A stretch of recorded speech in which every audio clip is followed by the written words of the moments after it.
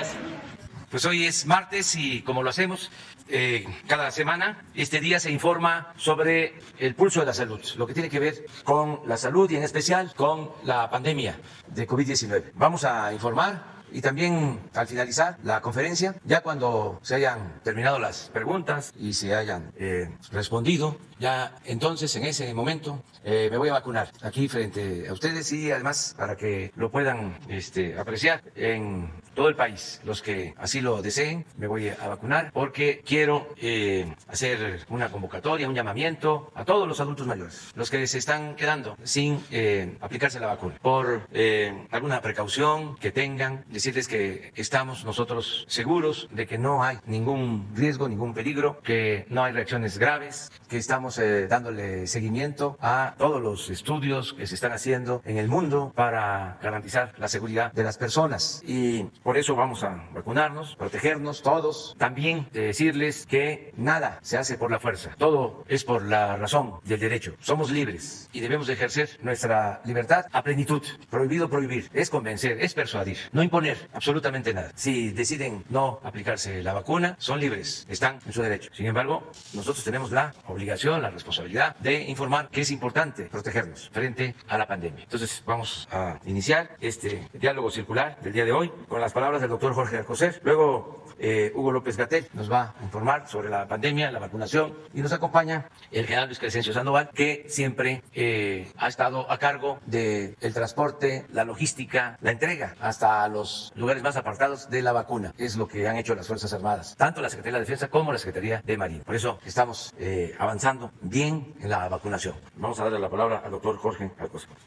Con su permiso, señor presidente. Muy buenos días a todas y todos ustedes. Nuevamente es un gusto estar aquí en presencia de los medios de comunicación y desde luego los que desde otros lugares nos están siguiendo. En este día de lo que conocemos como el pulso de la salud, es especial porque tenemos desde luego lo ya anunciado por el señor presidente, que de hecho es un marco importante lo que ha señalado en cuanto a la vacunación, pero también queremos decirles que seguimos sin bajar la guardia en la atención de la pandemia y del quehacer de la vacunación. Ambas acciones, como ustedes saben, en las cuales la participación de la población ha sido, es y será fundamental, muy importante, lo más importante. Cumplimos 11 semanas en México en que la pandemia sigue disminuyendo en los principales indicadores a nivel nacional. Sin embargo, hoy en este pulso de la salud, el subsecretario Hugo López-Gatell nos mostrará que 10 entidades muestran una leve tendencia al alza. Eso es, una leve tendencia. No hay emergencia, sino una leve tendencia que hay que atenderla. Nuevamente, por lo tanto, hacemos un llamado a la población a no confiarse y mantener las medidas sanitarias que tanto hemos aprendido para evitar que haya una tercera ola de contagios. En este momento, como es de todos ustedes conocido, la vacunación es la acción prioritaria de nuestro gobierno. En la semana pasada se aplicaron cerca de 2.500.000 vacunas, 14.500.000 vacunas. Hoy veremos los avances en la vacunación del personal médico, el último tramo de la aplicación en los adultos mayores y desde luego daremos informe, conocimiento de la planeación de la aplicación en el personal docente de escuelas públicas y privadas, de lo cual vamos a tener contacto en unos momentos. Y que se anunció desde luego hace exactamente una semana y que arranca el día de hoy. Esto es lo que vamos a tomar en cuenta antes de proceder a la decisión del presidente que ya les anunció. Muchas gracias. Hugo, por favor. Con su permiso, presidente. Muy buenos días, secretarios. Muy buenos días. Muy buenos días tengan todas y todos ustedes. Como ya comenta el doctor Alcocer, vamos a aprovechar el pulso de la salud para recordar a todo el mundo cuál es el estado que guarda la epidemia. Tenemos esas 10 láminas específicas de las curvas epidémicas estatales y vamos a dar arranque a la vacunación en personal educativo. Además de esto, vamos a tener la oportunidad de un enlace con la secretaria Delfina Gómez Álvarez, secretaria de Educación Pública, quien está en Veracruz, coordinando justamente el arranque de esta vacunación. El subsecretario Luciano Concheiro, subsecretario de Educación Superior, y también nuestro colega y amigo Zoe Robledo, director general del IMSS, en Chiapas, donde estará dando arranque la vacunación también al personal educativo, y a Nayarit, donde está nuestro colega Luis Ramírez Pineda, director del ISSSTE, y su director médico Ramiro López Elizalde. Todos ellas y ellos estarán mostrando cómo arranca la vacunación en personal educativo. También comentaremos de manera específica los planes de avance. Vamos a recordar las entidades federativas que siguen en orden de secuencia y los criterios con los que se aplicará la vacunación al personal educativo. Pero vamos a ver entonces primero la presentación panorámica y en su momento les pido si ponen las 10 estatales específicas. Esta es la curva epidémica de agregación semanal, pero que actualizamos todos los días sobre la ocurrencia de casos estimados en México. Estos casos representan justamente qué tanto se está contagiando la gente y qué tanto se está enfermando las personas de COVID-19. Lo que queremos destacar, lo destacamos a partir del domingo reciente, y lo habíamos estado advirtiendo desde antes de la Semana Mayor, es que llevábamos 11 semanas de reducción de la epidemia, pero desafortunadamente al arranque de la semana que abrió el domingo reciente, el domingo 18 de abril, vemos que ya no continuó reduciéndose. Al contrario, ha empezado a aumentar ligeramente, pero ha empezado a aumentar en este momento 4% respecto a la semana previa. Y esto es una llamada de advertencia, no es una alerta, no lo llamamos así por razones técnicas, puesto que no existe todavía un aumento precipitoso extremo, pero sí es una advertencia que, insisto, hemos planteado desde antes de la Semana Mayor y que hoy vemos con este cambio de trayectoria. Afortunadamente, en las siguientes 3 imágenes lo que vemos es la ocupación hospitalaria de las unidades COVID seleccionadas y medimos ahí el porcentaje de cada 100 camas, cuántas están ocupadas por personas en este momento. Y vemos que es 16% lo que está en ocupación en general. En la siguiente vemos las camas que no requieren atención de cuidados intensivos y 15% están ocupadas y ninguna entidad federativa tiene ocupaciones superiores a 20%. En la siguiente lo que vemos es que tenemos las camas con ventilador, camas destinadas para atención de personas críticamente enfermas de COVID y 18% están ocupadas y tenemos 2 entidades federativas, Chihuahua y Tabasco, que están con ocupaciones superiores al 30%. Vamos a la vacunación. La vacunación COVID sigue avanzando en las poblaciones específicas ya conocidas. En la siguiente imagen lo que vemos es que tuvimos al corte de ayer, 19 de abril, 203.435 personas que fueron vacunadas. 14 millones, en la siguiente vemos el acumulado, 14.571.509 personas han recibido ya la primera dosis, más de 4 millones de ellas las 2 dosis cuando se trata de esquemas de doble dosis o bien la única dosis en el caso de la vacuna CanSino, que el esquema es de una sola dosis. Y lo vemos en detalle en la siguiente imagen, esta es, exacto, y en la siguiente vemos la desagregación por las distintas poblaciones. En la primera está el personal de salud de primera línea y vemos que 940.239 personas han sido ya vacunadas. Personal educativo, en lo que se muestra en esta imagen es hasta ahora solamente el estado de Campeche, en donde culminamos la vacunación de personal educativo, 22.934 personas desde hace un par de semanas, y procedemos ahora, justo como estamos anunciando, a el resto de las 31 entidades federativas en bloques semanales de 5, 6, 7, en algunos casos 8 entidades federativas, con el propósito de ir avanzando hasta cubrir todo el personal educativo. Y en el último renglón, lo que está en color azul, la suma de personas adultas mayores que en todo el país han sido vacunadas, ya sea del esquema completo, algunas de ellas, 3 millones, o por el momento la primera de las 2 dosis. 10.325.649 personas. Y en la siguiente, un recordatorio de la cantidad de vacunas que hasta el momento ha recibido México desde el pasado 23 de diciembre de 2020, 18.887.345, que se desagregan de acuerdo a lo que se ve en las imágenes. Estamos utilizando 5 vacunas de distinta clase, de distinto tipo, todas ellas seguras, todas ellas eficaces. La siguiente, un esquema que estamos presentando ya desde hace un par de semanas del plan de llegada y distribución de las vacunas. Esta semana recibiremos 861.900 dosis de la vacuna Pfizer-BioNTech en dos días, el miércoles 21, mañana, y el jueves 22.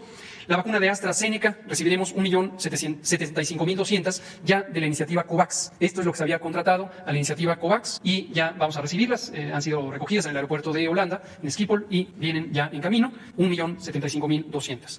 De CanSino no tenemos plan de liberación para esta semana y la vacuna rusa Sputnik V del Centro Gamaleya de Epidemiología y Microbiología del gobierno ruso llegarán mañana 200.000 segundas dosis y el próximo 26 de abril el complemento de 300.000 dosis. Recuerden que la vacuna Sputnik V tiene 2 dosis que son diferentes. La composición de la primera tiene una composición y la segunda es otra composición diferente, no son intercambiables. Y finalmente Sinovac o Coronavac, la vacuna, una de las 2 vacunas chinas, Coronavac es el nombre del producto, Sinovac de la compañía, 500.000 dosis que llegarán el sábado próximo. Son 2.637.100 dosis, esto es un poco más que lo que recibimos la semana pasada y se estima que a partir de mayo estaremos teniendo una expansión muy significativa de la cantidad de dosis semanales y mensuales que estaremos recibiendo. Por último, el resumen de lo que se estará poniendo para el personal educativo. Arrancamos con 5 entidades federativas, pero insistimos en dejarlo claro, cubriremos todas. Campeche ya fue cubierto, ahora son 5 y estaremos a un ritmo aproximadamente semanal iniciando la vacunación en las entidades federativas. Hoy Chiapas con 122.836 dosis, Coahuila 82.004 dosis, Nayarit 35.316, Tamaulipas 92.403, Veracruz 197.430, para un total de 529.989. Desde luego la cantidad depende de la población trabajadora de las instituciones de educación públicas, que son la mayoría, y privadas, que son la minoría, pero también van a ser cubiertas. Todos los centros educativos que tienen una actividad válida van a ser vacunado su personal, porque el objetivo ahí es reabrir los centros educativos. Y estimamos que de acuerdo a el funcionamiento de la vacuna, en donde 15 días después del esquema completo, que en este caso es una sola dosis, 15 días después ya se ha desarrollado la inmunidad esperada, entonces se podrán integrar las personas al ambiente educativo y abrir las escuelas. Finalmente vamos a dar un repaso panorámico de las 10 entidades federativas que tienen bien esta situación y verán ustedes, como ya mencionó el secretario de Salud, que en algunos casos son 2 semanas, en otros solamente una semana de cambio de trayectoria. Es muy probable que en algunos casos se mantenga este ascenso y en otros se restituya y empecemos a bajar nuevamente en la cantidad de casos. Pero en ningún momento queremos dilatarnos en hacer la advertencia a la población y a los gobiernos de los estados sobre esta situación para que se tomen las medidas, y le recordamos a todas y todos que la implantación concreta de las medidas de control sanitario se ejecuta por la autoridad sanitaria local, estatal. El gobierno federal, la Secretaría de Salud Federal, tiene atribuciones para dar los lineamientos generales, que son exactamente los que están estipulados, entre otros, en el lineamiento del semáforo de riesgo COVID, y la aplicación concreta la ejecutan las entidades federativas, que sus gobiernos son autoridad sanitaria, y además la Secretaría de Salud está descentralizada en las 32 entidades federativas. Vemos la primera es Baja California Sur, en donde vemos apenas una semana en este ascenso. Habíamos alertado hace 2 semanas precisamente del ascenso, bajó, pero vuelve a estar a la alza solamente una semana hasta el momento. La siguiente. Verán en cada imagen también en el extremo derecho arriba el semáforo en el que se encuentran en este momento, el color de semáforo, inmediatamente también el semáforo que estuvo la quincena pasada, y en el recuadro en verde, en una gráfica en verde, se ve las defunciones. En algunos casos ya se nota un cambio de aumento en las defunciones, siempre muy lamentables, en otros no se ve este cambio y ojalá que no ocurra. Aquí vemos Chihuahua, es la entidad federativa que más nos preocupa, esto lo hemos estado comentando también repetidamente. Estuvimos trabajando ya con las autoridades sanitarias de Chihuahua para dar recomendaciones específicas y enfatizamos la importancia de que el equipo de salud sea correctamente escuchado en las indicaciones que da y que son técnicamente muy bien planteadas. Entonces respaldamos las recomendaciones que la propia equipo técnico de la Secretaría de Salud está haciendo para el uso local y simplemente debe lograr que se ejecuten estas intervenciones. Vemos 3 semanas consecutivas. La Ciudad de México apenas una semana, tenemos ahí una situación mixta, habían subido las hospitalizaciones en los últimos 3 días, sin embargo llevamos ya 2 días en donde bajaron. Pero de todos modos la Ciudad de México hay que tener especial cuidado, sobre todo porque es la zona más densamente poblada de todo el país y eso hace que a veces el control epidémico sea un poquito más difícil. La siguiente. Colima tiene 2 semanas de ascenso y Colima se encuentra en semáforo amarillo, entonces hay que tener cuidado con ello. La siguiente. Durango tiene apenas una semana. Insistimos, noten lo incipiente, lo temprano que es el señalamiento que estamos haciendo. En todos los casos se encuentra baja transmisión y en todos los casos llevábamos 11 semanas de reducción. Pero con tan solo una semana, dado lo que nos preocupa de que pudiera empezar una tercera ola de epidemia, estamos haciendo ese señalamiento. La siguiente. El Estado de México, apenas un cambio donde ya no se redujo, es prácticamente plana la curva. Noten, por favor, es el último tramo, la última semana, en donde se nota este cambio. La siguiente. Morelos, lo mismo, apenas es un cambio en la última semana, después de todas estas semanas de reducción. La siguiente. Nayarit ya lleva 2 semanas. Nayarit está en semáforo verde y nos inquieta también en ese sentido que no se revierta una tendencia que ha sido muy positiva. Hoy Nayarit empieza vacunación de personal educativo, no pasa nada, de todos modos, como ocurrió también con Campeche, cuando tuvo una pequeña reversa y pasó a semáforo amarillo, continuamos obviamente con la vacunación de personal educativo y afortunadamente en Campeche se logró revertir la tendencia y conservar el semáforo verde. Esperemos que en Nayarit se logre lo mismo y de todos modos se completará la vacunación del personal educativo. La siguiente. Quintana Roo, 2 semanas también a la alza en condición de semáforo amarillo y la misma advertencia también. En los puertos turísticos, desde luego, hay una complejidad adicional que es la movilidad importante de las personas. La siguiente. Tlaxcala finalmente tiene 2 semanas, en la más reciente hay un incremento aún mayor y aunque es un estado pequeño y ha tenido una buena calidad de control, hay que tener cuidado con él. La siguiente es la última, pues. Súper. Pues ese es el reporte. Esto es todo, presidente. Bueno, no sé si tengan los enlaces, si hay algún enlace o empezamos con las preguntas. Muy bien, maestra Delfina. Hola. Gómez Álvarez, secretaria de Educación. ¿Qué nos puede informar? Buenos días, señor presidente. Aquí desde una de las células que están aquí en Veracruz, quiero informarle que llevamos una muy buena participación de todas y cada una de las instituciones que están bajo esta responsabilidad y gran tarea. Tenemos a nuestro correcaminos de Veracruz, el teniente Vizuela, el secretario de Educación del Estado, el maestro Senyacen, a quien agradezco mucho la participación, al secretario de Salud del Estado, doctor Ramos Aló, nuestra rectora de la universidad, la doctora Sara Ladrón de Guevara, y la directora de Educación Superior, la doctora Fernández Rodríguez. Todos ellos, junto con los compañeros que han sido voluntarios, que tenemos alrededor de 1000 voluntarios en el estado de Veracruz, han hecho un esfuerzo y un trabajo de manera coordinada. Agradezco mucho esa participación.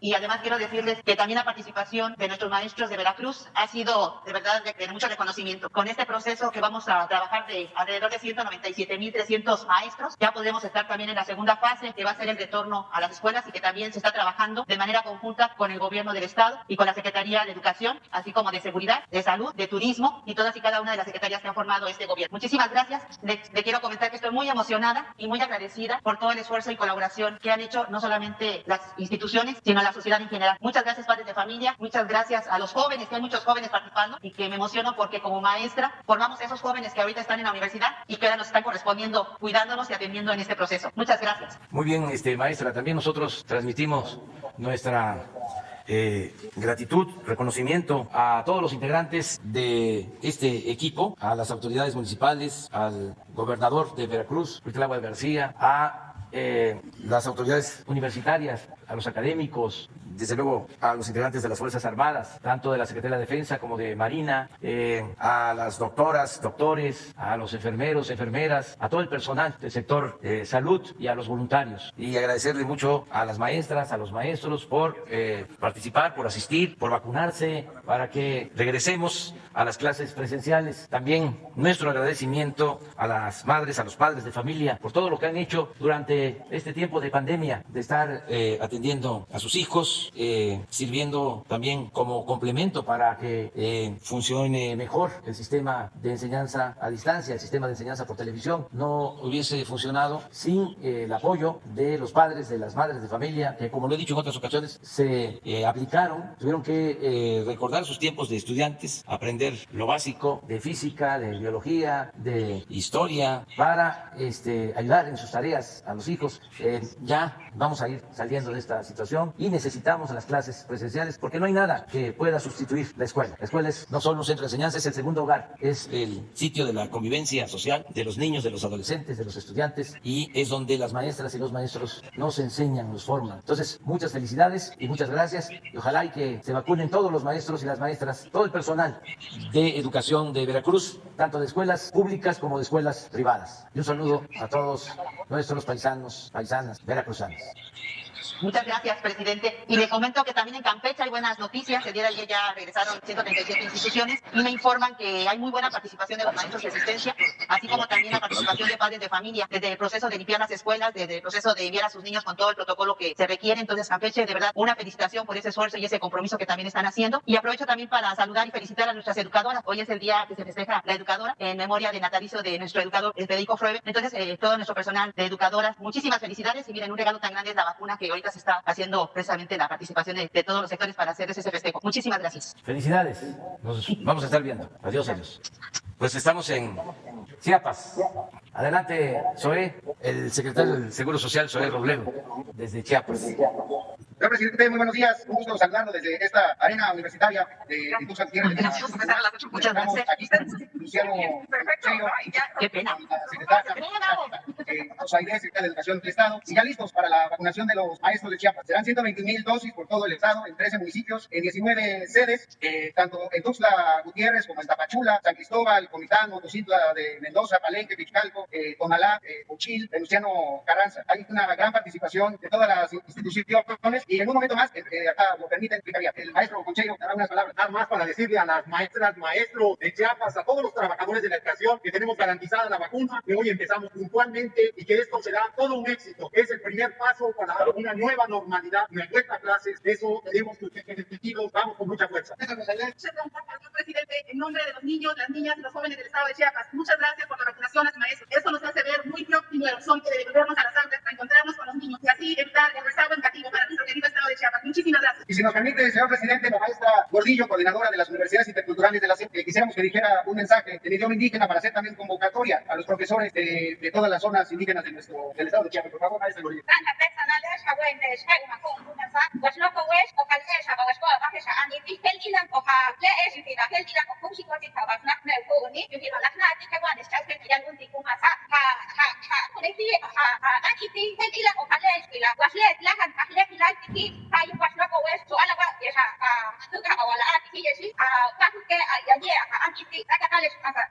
Señor presidente. Muchas gracias, presidente. Si nos lo permite, quisiéramos pasar, porque está lista la primera vacuna para la primera maestra que se va a vacunar, es la maestra Cecilia Palacios. ¿Podemos pasar? Bueno, pues esta es la vacunación en Tuxtla. Vamos a regresar a Tuxtla, ¿no? Porque nos pidieron eso. Además me sirve a mí para ver cómo es.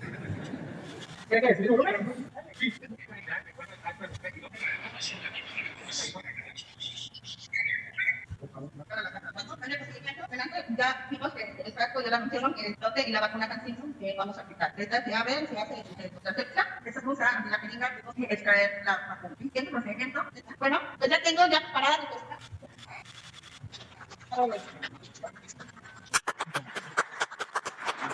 Presidente, los maestros, las maestras, y en este momento arrancamos. Esperamos que en 8 días podamos aplicar las 121,000 vacunas que están en las 19 sedes, más de 700 brigadas, están gran afluencia. Ha habido un gran equipo de salud, secretario de salud, que está con nosotros. Hola, presidente.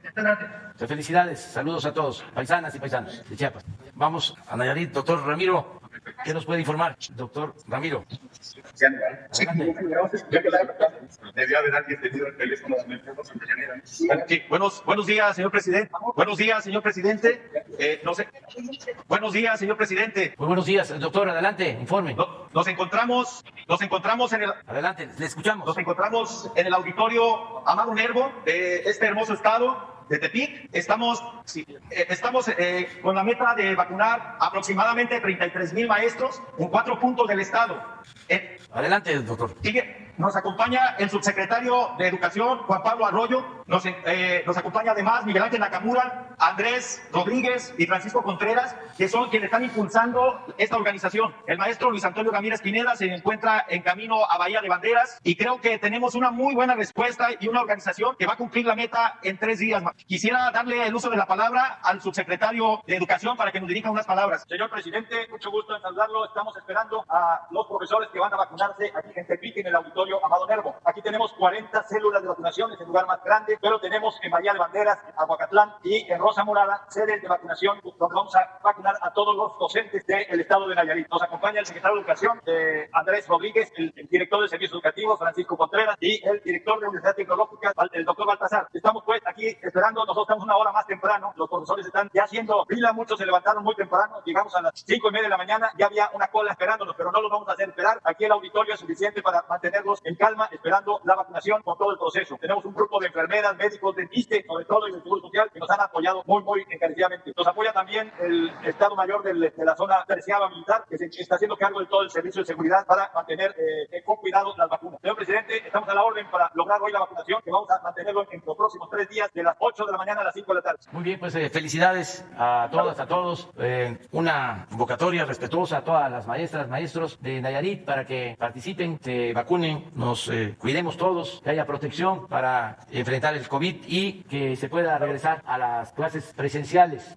Muchas gracias a todas, a todos. En efecto, aquí son las 8 de la mañana, pero allá 8:05, allá son 7 de la mañana, ¿verdad? Con 5 minutos. Por eso están en espera, porque hay 1 hora de diferencia. Les mandamos un abrazo y adelante con el inicio de la vacunación de maestras y de maestros en Nayarit.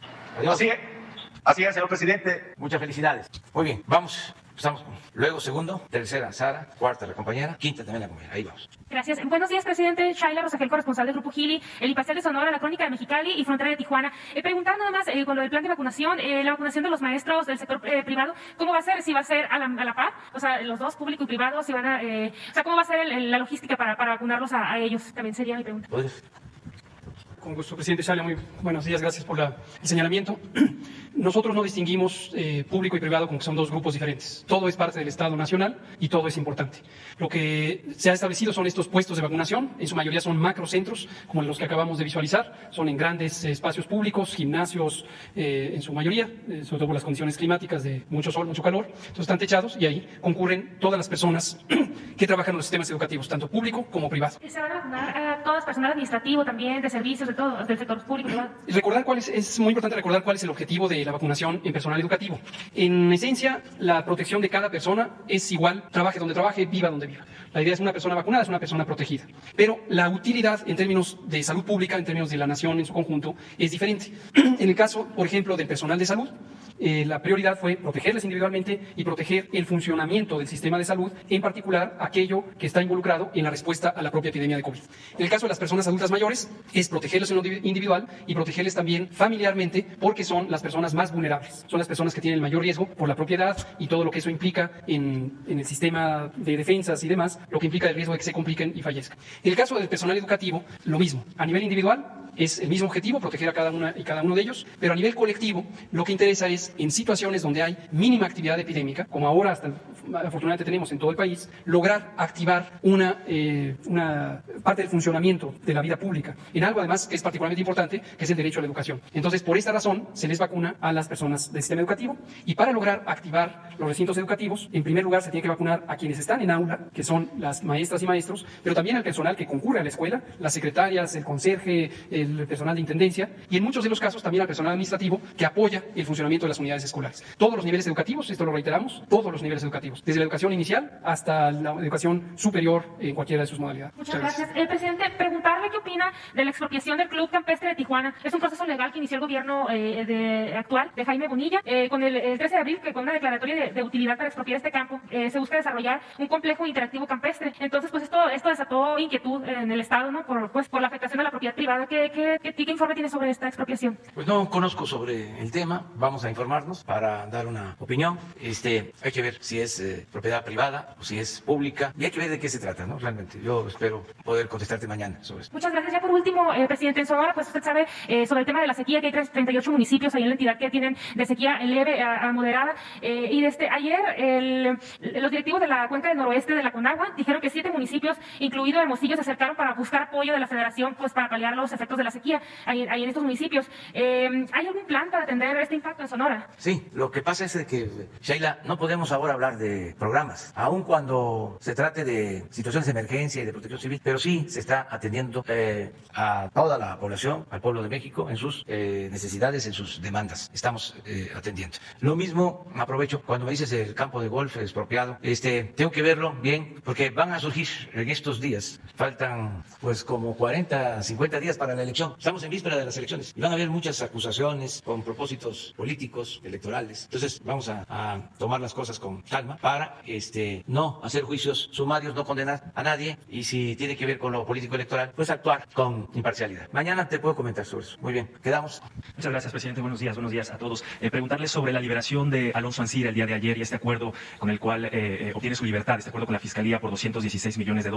Usted había insistido en la necesidad de que devolviera este dinero que fue producto del sobreprecio de la compra de una planta chatarra. Preguntarle si le satisface a su gobierno y usted esta devolución de este dinero y si tendría que seguírsele un proceso penal o para el gobierno tendría que ya zanjarse este caso. Yo celebro que se haya llegado a este acuerdo. Es un hecho posiblemente inédito o llevaba mucho tiempo que no se registraba. Sería bueno ver otros casos, pero es la devolución de un dinero que se pagó de más en la compra de una planta de fertilizantes. Pagó Pemex en el sexenio pasado, en el marco del llamado Pacto por México, pagaron $275 millones por la planta. Y desde el gobierno anterior se hicieron avalúos y la Auditoría Superior de la Federación estimó que se había pagado de más, que había un sobreprecio de alrededor de $200 millones. O sea, que lo que pagaron en 275 valía 75. Habían pagado $200 millones adicionales.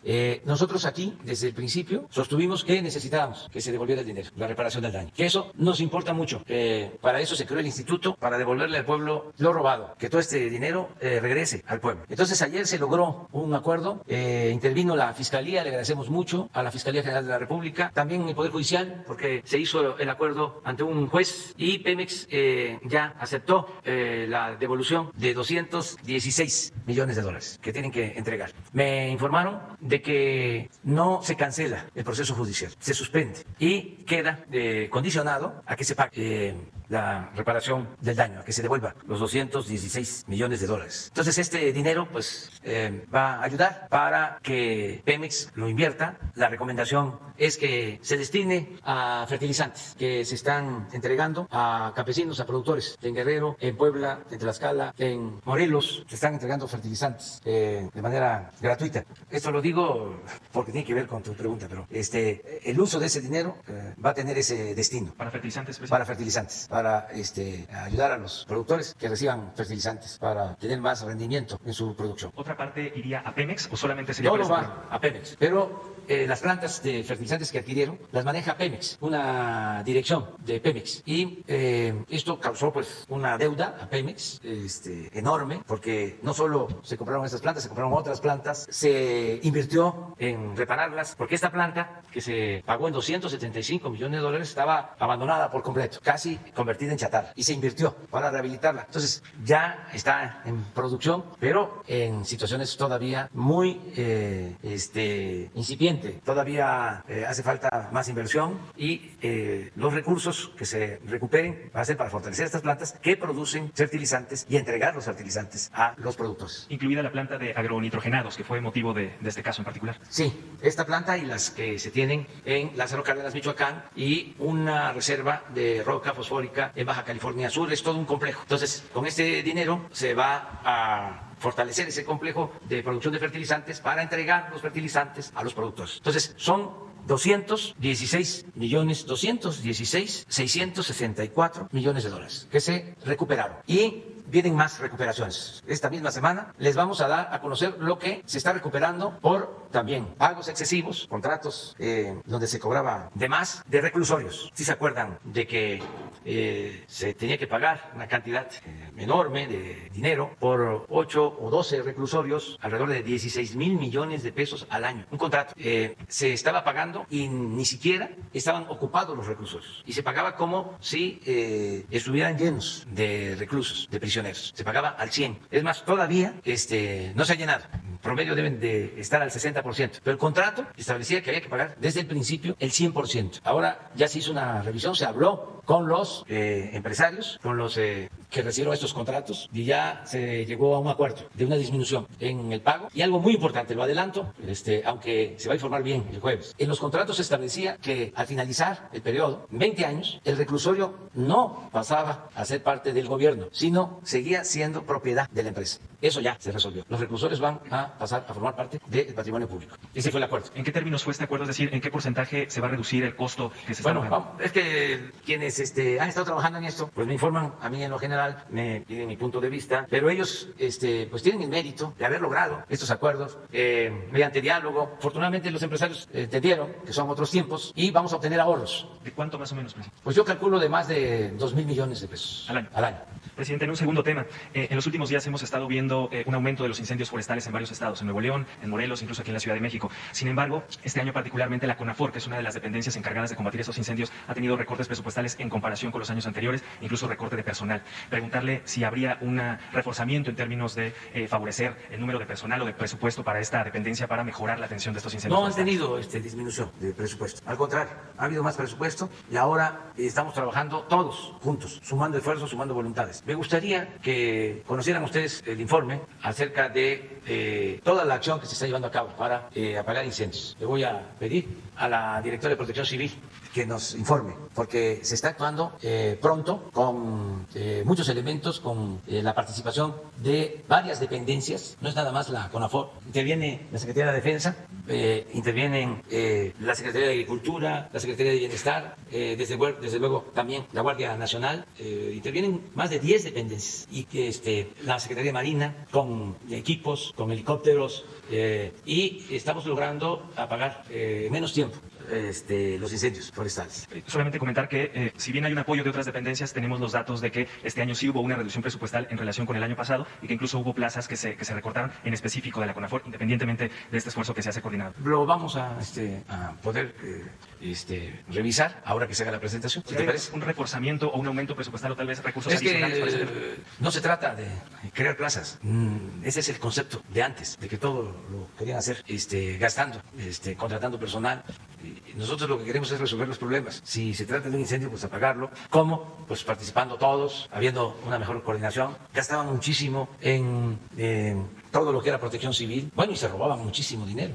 En las declaratorias de emergencia, si había una inundación, si había un incendio, de inmediato había una declaratoria de emergencia porque había que entregar dinero, a veces a los estados, o los manejaba de manera directa, gobernación o la dependencia a la que le correspondía. Y como era una emergencia, no se licitaba, tenían ya proveedores preferidos, hasta medios de información eran proveedores. Entonces ya eso cambió completamente. Ahora lo que procuramos es que el dinero vaya al pueblo, cuidar el dinero del pueblo, cuidar el presupuesto, que no se lo roben, que no haya derroche, que no haya gastos superfluos, que no haya gasto improductivo. Eso es la austeridad republicana. La austeridad no solo es un asunto administrativo, es un asunto de principios. Entonces no es medir. Yo les puedo demostrar de que con menos gasto corriente en todo el sector agropecuario tenemos más producción que antes. Bueno, este es el ejemplo. Espero que no me vayan a infraccionar por lo que voy a decir. Pero la presidencia, cuando llegamos en el 2018, ejerció un presupuesto anual de 3.600 millones de pesos. 3.600 millones de pesos. Nosotros el año pasado ejercimos 600. ¿Y qué?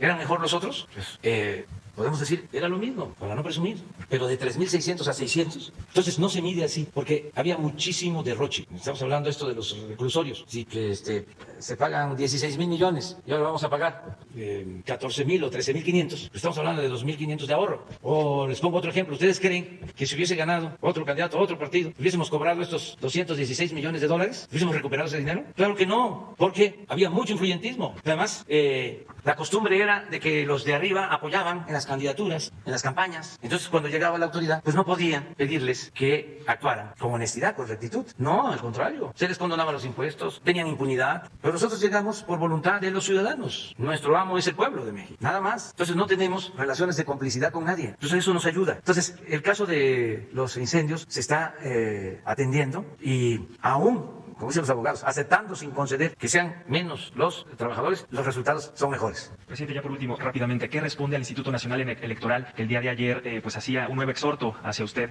para no difundir programas sociales, no hablar de logros de su gobierno e incluso hizo una instrucción para acotar algunos términos de una mañanera de hace algunos días en los que presentó resultados de programas sociales? ¿Qué responde al instituto? Y si no cree que pudiera ser acreedor a alguna infracción o falta por lo que ha mencionado aquí. Y ayúdenme, ustedes, no me pregunten cosas que sean comprometedoras, porque si ustedes me preguntan, pues les tengo que contestar. Si no, van a decir, ¿y para qué las mañaneras? Pero sí vamos a cuidar de que no hablemos de temas partidistas, de asuntos relacionados con la elección, sí de la democracia, sí de que se participe, sí de que se haga valer la democracia, sí de que no haya fraude electoral, sí de que haya elección o elecciones limpias y libres, sí que no intervenga el gobierno, que no se utilice el presupuesto público para favorecer a ningún partido, a ningún candidato, sí que haya condiciones de igualdad para todos, que haya democracia, eso sí, sin inclinar la balanza o mostrar preferencia por algún partido o algún candidato. Sí, pero es eso. ¿Para qué reforma hace esa pregunta? O sea, me refiero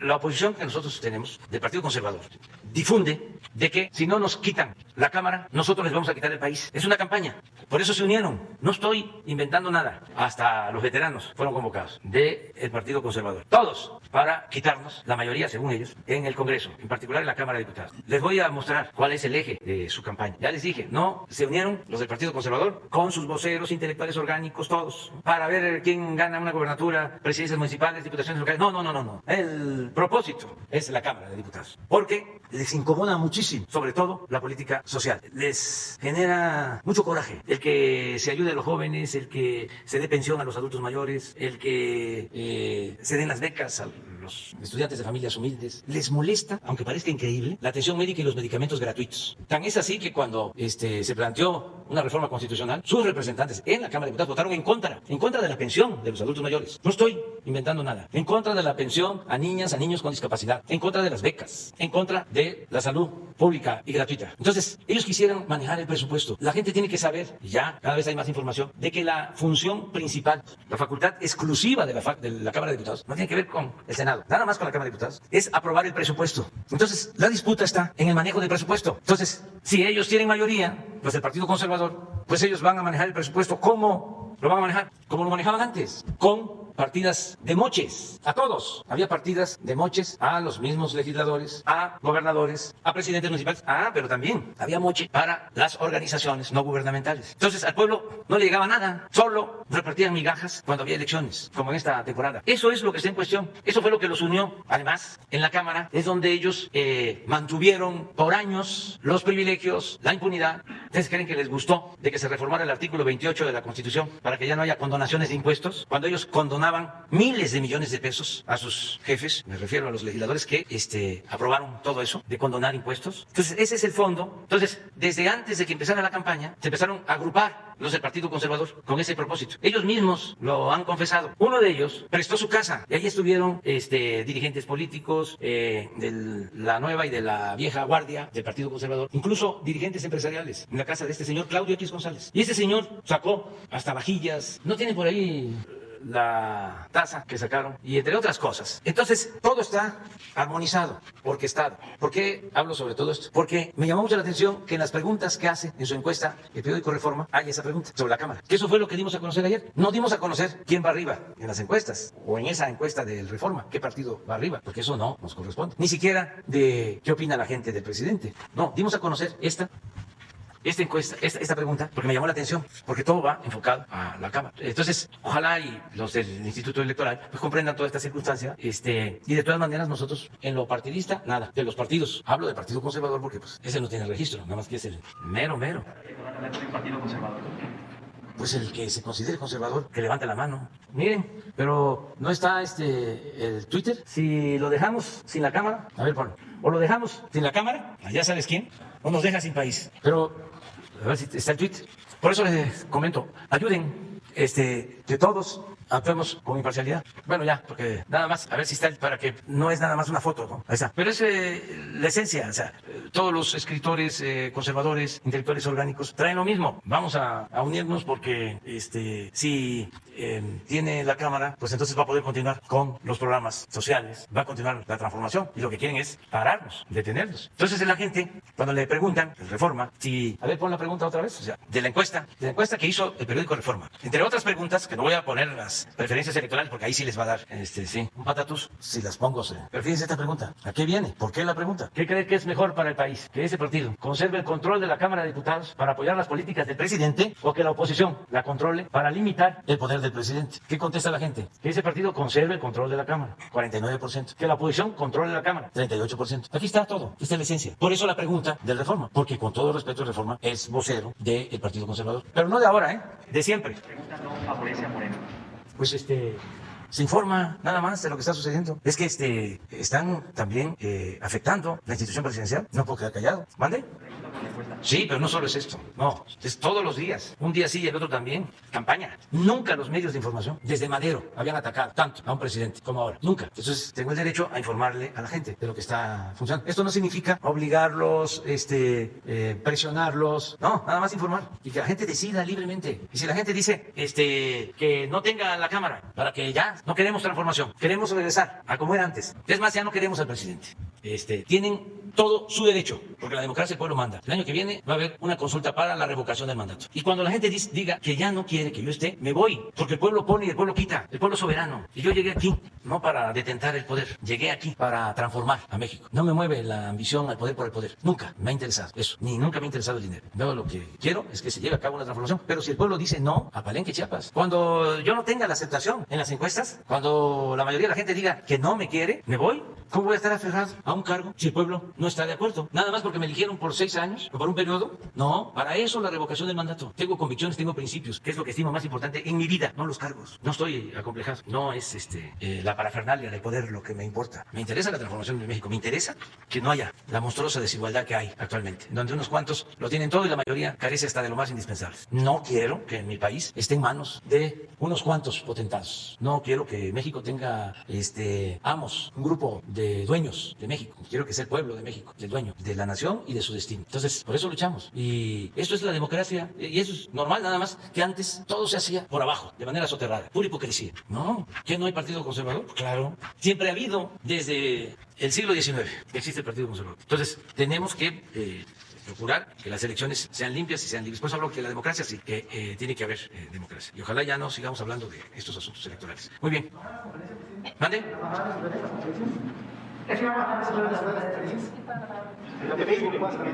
No entiendo. Es que el INE le ordenó que bajara de sus redes sociales la conferencia del viernes.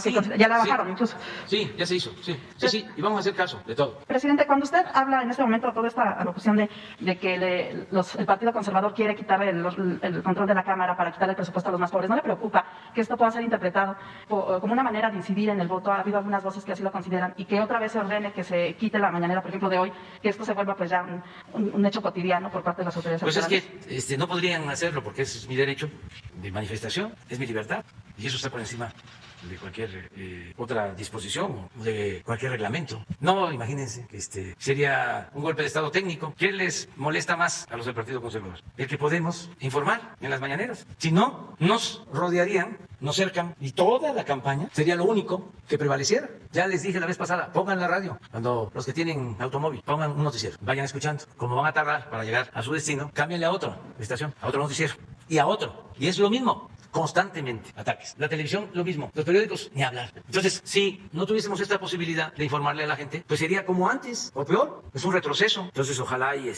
no saquen esos afanes autoritarios, dictatoriales. Y mejor vamos al debate. Además, son muchos. No hay ni siquiera equidad. ¿Cuántos periódicos o articulistas toman en cuenta nuestros argumentos? Muy poquitos. La inmensa mayoría en contra. Hagan un ejercicio del día de hoy, o de ayer, o mañana. Pongan el Reforma, el Universal, el Milenio, el Excelsior, etcétera, etcétera, etcétera, etcétera. Y todos. Y hagan un análisis de contenido. Ustedes son profesionales de la comunicación. Y así de manera esquemática. ¿Cuántas notas, cuántos artículos a favor, cuántos neutrales, cuántos en contra? Y ahí se van a dar cuenta. Nunca había pasado eso. Se dedicaban a quemar incienso al presidente, a aplaudir y a callar. Entonces ahora es distinto. Y si encima de todo eso no nos van a permitir expresarnos, manifestarnos, pues es un exceso, ¿no? Presidente, y le quiero preguntar sobre el tema de migración, porque decía usted que se disparó la migración en marzo. ¿Cuál es la situación de las estaciones migratorias? Algunos albergues reportan ya pues cierta saturación. ¿Cómo están en ese sentido? ¿Cómo va el tema de los niños, que también preocupa? ¿Y dónde y cuándo se reuniría con los gobernadores para ver este asunto de la migración de la Hoy en la tarde tenemos una reunión a las 6 de la tarde con los gobernadores de Campeche, Tabasco, Chiapas, con todos los presidentes municipales de la franja fronteriza del sur de nuestro país y con todos los funcionarios del gobierno federal que están involucrados. Aquí en Palacio. Aquí en Palacio. Y luego les vamos a informar a ustedes, si les parece. Gracias, presidente. Y preguntarle, y a ver si después nos pudiera dar un informe, no sé, del Instituto de Migración para ver la situación justamente de las estaciones. Sí, vamos a informarles. Y cómo se está resolviendo el tema de los niños. Y preguntarle sobre el tema de la Corte, porque algunos pues simpatizantes de su movimiento, como Bernardo Batis, Pablo Gómez, Porfirio Muñoz, le han considerado que esta ampliación del periodo del ministro Saldívar contraviene la Constitución, el artículo 97. Si ustedes han hecho un análisis aquí, si le ha pedido la opinión al consejero jurídico de la presidencia, y también qué opina, pues de que a raíz de esto, sus críticos han dicho que con una reforma legal se podría ampliar el periodo, incluso pues a pesar de que usted ha dicho que no se quiere reelegir, pues han dicho que esto podría ocurrir. Sí, ¿Qué opina de esta parte y también del estudio? Ya escuché eso también, de que si se amplía el periodo de 2 años del presidente de la Corte es porque yo quiero reelegirme, que ya es un ensayo general, o un prólogo, una introducción a mi propósito de reelección. No, yo no soy como ellos, como los que se han acariciado siempre ese propósito de reelegirse. No, yo termino mi mandato, que por cierto la gente no sabe que voy a tener 2 meses menos que los otros presidentes, porque no voy a terminar a finales de noviembre, voy a terminar a finales de septiembre. O sea, son 2 meses menos que los otros presidentes. Pero si así lo decide la naturaleza, el creador, el pueblo, es hasta ese día, nada más. Y me jubilo, me retiro por completo de la actividad pública, de la actividad política. Me voy a Palenque a escribir, eso sí, voy a escribir un libro que me va a llevar tiempo sobre pensamiento conservador, porque tengo que tener una ocupación, y también les adelanto de que voy a vivir de mi pensión del ISSSTE. Y también ya me va a corresponder lo de la pensión de adulto mayor, pero nada absolutamente de política. Por eso estoy trabajando intensamente, porque espero cumplir mi misión, mi tarea, a finales de septiembre del 24. Y estoy seguro de que voy a contribuir, como está sucediendo, con la participación de millones de mexicanos, a la transformación de México. Estoy seguro de eso. Va a ser la 4ª transformación del país. Como lo fue la independencia, como lo fue la reforma, como lo fue la revolución, así se va a consumar la 4ª transformación de la vida pública del país, sin violencia, de manera pacífica, pero con la misma profundidad con que se llevó a cabo la independencia y sus logros, la reforma y la revolución. Porque se están llevando a la práctica cambios profundos. Esto que estamos viendo ahora, desde la vacuna para todos hasta que devuelvan dinero los que abusaron durante el periodo de corrupción del neoliberalismo. Todos esos son cambios. La misma conferencia, esta, el que estemos hablando de que exista la posibilidad de que prohíban la conferencia. Todo esto es un camino nuevo. Ya no es el camino trillado de siempre. Esta es la transformación. Ni siquiera es reforma, porque la reforma, como su nombre lo indica, es cambio de forma, es transformación. Entonces, por eso vamos hacia adelante. ¿Qué les parece si ya pasamos a la vacunación? Lo del consejero, si le ha dado algún análisis de la ampliación del periodo de... Sí, el consejero de presidencia sostiene que no es inconstitucional, y yo ya fijé mi postura ayer en el sentido de que creo muy importante que continúe el presidente Arturo Saldívar, porque es un hombre íntegro, honesto, con principios, y se requiere de que las leyes que se aprobaron para renovar el poder judicial se conviertan en realidad. Y para eso se necesita una gente honrada, como el presidente de la Corte, el ministro Saldívar. Si no es él, van a quedar como letra muerta las leyes que se aprobaron para renovar el Poder Judicial. Me preguntaron ayer, ¿pero no hay otro? También, de manera categórica, no hay otro, porque la mayoría en la Suprema Corte la tienen quienes vienen del antiguo régimen. Y se requiere que los jueces, los magistrados, los ministros estén al servicio del pueblo, no al servicio de los grupos de intereses creados. Que los jueces no sean empleados de los potentados, que los jueces defiendan al pueblo. Lo que decía Morelos, que haya tribunales que defiendan al pobre, que haya tribunales, decía textualmente, que defiendan al débil de los abusos que comete el fuerte, que apliquen la máxima de los abogados liberales, de que al margen de la ley nada y por encima de la ley nadie. Entonces, durante el periodo neoliberal, todo el Poder Judicial, como el Poder Ejecutivo, como el Legislativo, se sometió al Poder Económico. Y ahora hay que emanciparlo, hay que renovar el Poder Judicial y por eso yo apoyo la decisión que tomaron en el Senado y que ahora se va a poner a consideración en la Cámara de Diputados para ver si se aprueba o no. Al final ellos son los que van a decidir. Y respeto el punto de vista de todos y se tiene que garantizar el derecho a disentir, pero también yo siempre digo lo que pienso. Y en este caso lo que creo le conviene al pueblo y a la nación. Bueno, ya vamos a la vacuna. De una vez.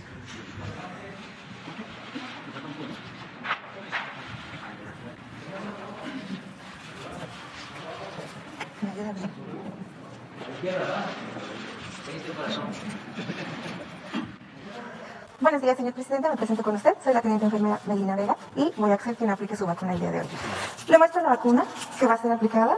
Es vacuna contra COVID-19. Es del laboratorio de AstraZeneca. Y le muestro la jeringa con la que va a ser vacunada. Igualmente, es una jeringa nueva. Está totalmente sellada, ¿ok?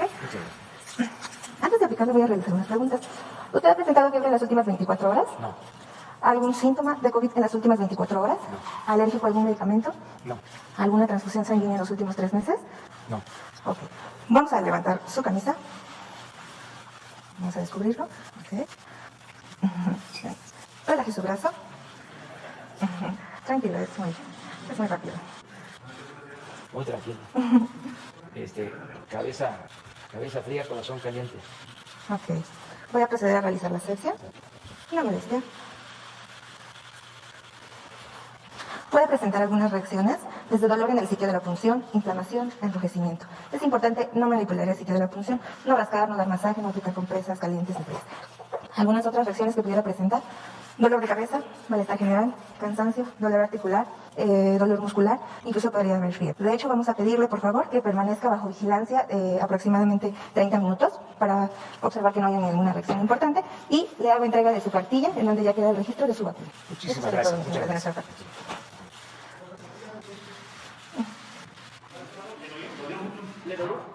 No, tiene las manos muy suaves y no duele, pero además ayuda mucho, nos protege a todos. Y hago de nuevo un llamado a los adultos mayores que todavía... Un llamado a los adultos mayores para que todos nos vacunemos. No hay ningún riesgo. Para empezar, no duele la vacuna. Estaba yo viendo que me la colocaron en el mismo brazo, donde tengo todavía la marca de cuando estábamos niños, que nos vacunaban. No sé si era para sarampión, para viruela. Sí, entonces, no pasa nada, absolutamente. Que si no se aplicaron la primera dosis, porque lo estaban pensando, cuando lleguen de nuevo al municipio para aplicar la segunda dosis, pueden aprovechar para que se apliquen la vacuna y protegernos todos. Pues yo creo que mes y medio, ¿no? Un mes. No, ya no, ya, con esto es suficiente. Muchas gracias. Voy a sentarme como lo recomiendan, pero ya afuera. Nos vemos mañana. Sí, mañana les informo. Ahora estoy muy bien. Bien. En un tweet.